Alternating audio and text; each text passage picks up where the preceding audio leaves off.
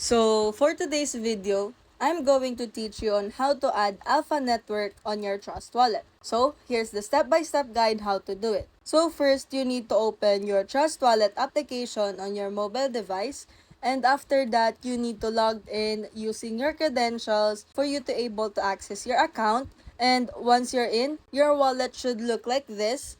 And for you to able to input or import the Alpha network, you just have to click the Manage Crypto when you scroll down on the home section. Once you click on the Manage Crypto, you will see the plus icon located at the top right corner of your screen. You just have to click on that, and under Import Crypto, there is the network, contract address, name, symbol, as well as the decimals.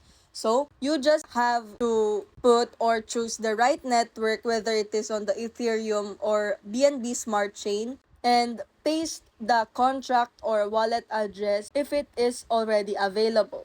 And then add token name as Alpha Network and symbol as in uppercases Alpha. And if you're wondering what's its contract address, it is not yet available on the chain because it doesn't launch already, but you can copy the contract address once it is published.